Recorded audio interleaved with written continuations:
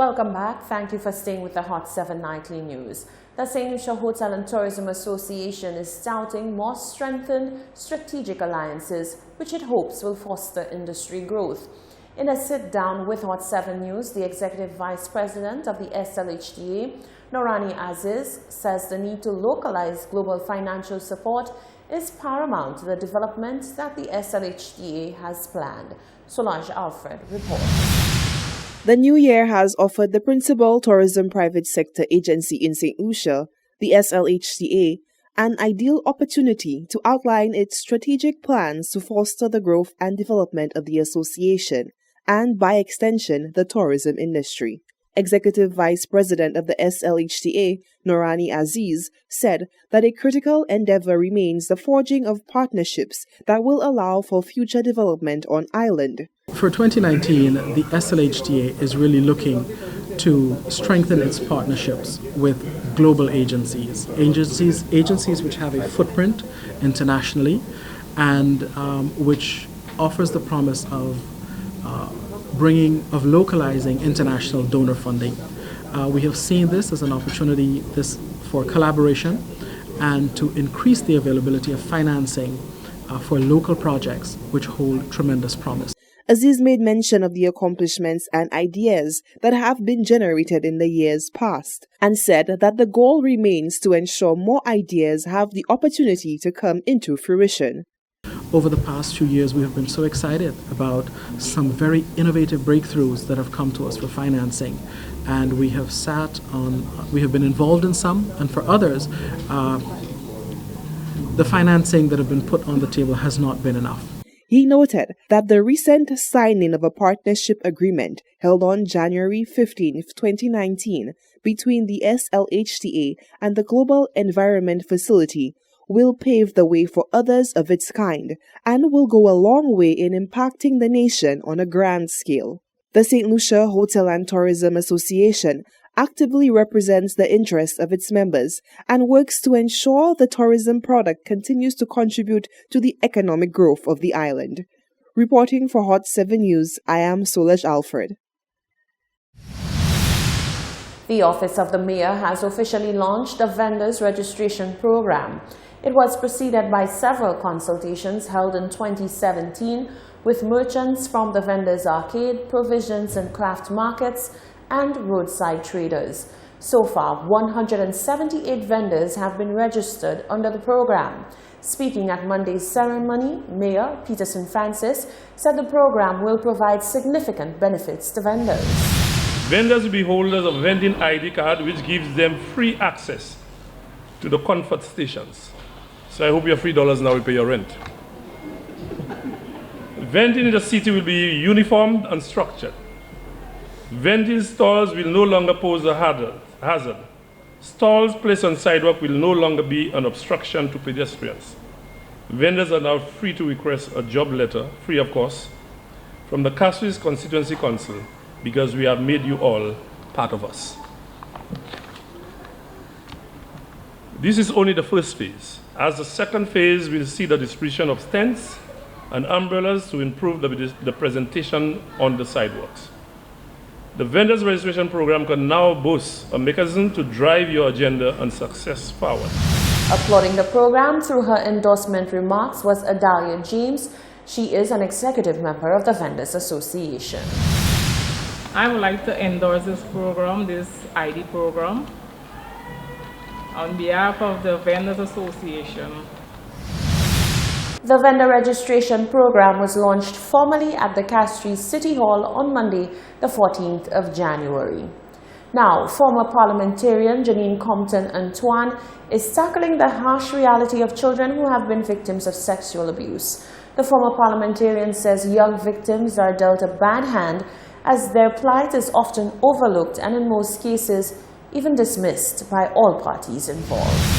In spite of the damning reports making the headlines about American R&B legend R. Kelly and his sexual crimes against underage girls, one silver lining has been the conversation raised about the issue of sexual crimes against children across the globe, including right here in St. Lucia. Speaking exclusively to Hot 7 News, Janine Compton Antoine, who is a former parliamentarian, spoke candidly and in depth about the problem which has plagued the nation for decades. Compton Antoine lamented the fact that children who speak up about being sexually assaulted in most cases end up being overlooked, ignored, and dismissed by the persons meant to support and protect them. It's normally somebody very close, somebody the child trusts. So you have this betrayal of trust. And yes, we tend to say, yo, we don't believe you, you must be lying, so and so couldn't possibly do this. Or we look at the benefits that we are gaining from the person. So in relationships where you may have the breadwinner doing that to the child, the other parent tends to dismiss the child because you're going to make me lose my financial stability. So my finance is more important than what's happening to you. Compton Antoine said the priorities of the powers that be are misplaced. She said in a bid to tackle this scourge, more focus should be placed on educating the masses. I think one of the things is lack of education in St. Lucia. We don't realize that there are ways out of it. There are systems in place that can help. And you know, government really needs to pay attention more closely to the social issues that are happening in St. Lucia. We tend to spend a lot of money building infrastructure, you know. I always say edifices to oneself, a nice building or a road or a community center or something, but in the community itself there are things happening and no one's saying anything and everyone is keeping it hush-hush. You're able to escape a lot of times through age. So you become 18, you're able to move out, you're able to do things on your own, but you are scarred internally. You have now issues internally that you haven't been able to deal with. There's no one to talk to because society looks down at you. Society will say that's not true. Society will vilify you. So again, you bottle it up. And so there are a lot of people in society that are exploding, volcanoes waiting to explode. Compton Antoine went on to say that there will be a continual problem of persons with behavioral issues in society because the root problem was and continues to be allowed and accepted. In the end, she said, children are silenced. That child has nowhere to go because maybe my mother doesn't believe me. My aunts and uncles don't believe me. The perpetrator is somebody close to me. And who am I supposed to talk to? I go to school. I don't trust the counselor because I see the counselor talking to other teachers. The counselor may not be talking to other teachers about me, but I believe the counselor is talking about me. So who do I talk to? So the children are, as you rightly said, being given the short end of the stick because we fail to believe. We fail to recognize the innocence of a child because especially small children, they will not make up these kind of stories. They will come and be truthful and say, this is happening to me. But a lot of times because of financial situations or other reasonings, we tend to cast the child aside and leave that child to continue to suffer for many, many years. In St. Lucia, the age of consent is 16 years old. Reporting for Hot 7 News, I'm Rochelle Gonzalez. A milestone agreement was signed on Tuesday, the 15th of January by the St. Lucia Hotel and Tourism Association and the Global Environment Facilities Small Grants Program and UNDPS. The agreement is aimed at creating a mutually beneficial partnership that works towards capacity reduction, poverty reduction, and promotion of environmental sustainability. Solange Alfred reports. It is no secret that small island developing states like St. Lucia are confronted with many challenges. To assist in developing the nation's ability to combat some of its many issues, a commitment between two established organizations, the St. Lucia Hotel and Tourism Association and the Global Environment Facility United Nations Development Program Small Grants Program, was forged on Tuesday, 15th January, with a signing of a letter of collaboration. President of the St. Lucia Hotel and Tourism Association, Caroline Trubetskoy, says that this agreement emphasizes a strengthened alliance between global partners that share similar commitments. Today, our signing of this Memorandum of Understanding between our two agencies sets the intention to collaborate on projects of mutual interest which will aim to reduce poverty and promote environmental sustainability.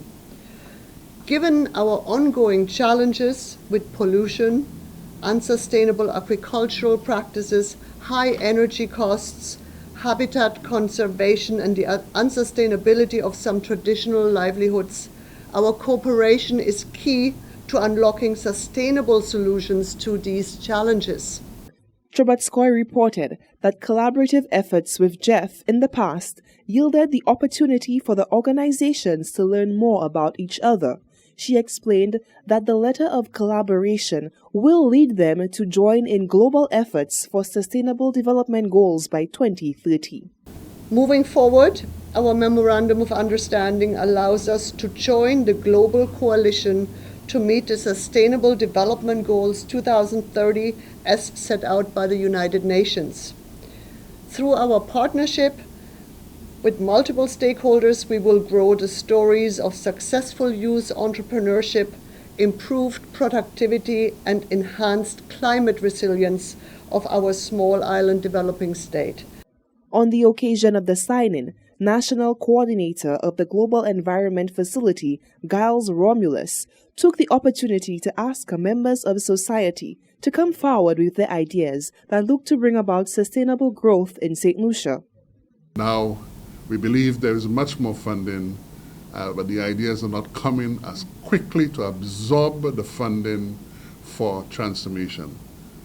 So please apply for funding. Contact Nurani.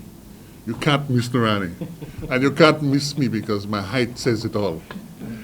And let us get projects on the ground, in the marine environment, in our rivers, in our forests, around St. Lucia, not only addressing environmental problems, but creating opportunities for sustainable employment at the community level. The Government Environment Facility is looking to bring its extensive international, regional, and local experience in sustainability, while the SLHTA will bring to the table its knowledge of tourism. The combination of the strengths of both groups will meet on an environmental level to bring about developmental solutions. Reporting for Hot 7 News, I am Sulesh Alfred. This is the Hot 7 Nightly News. Stay with us. There's more news coming up after the break.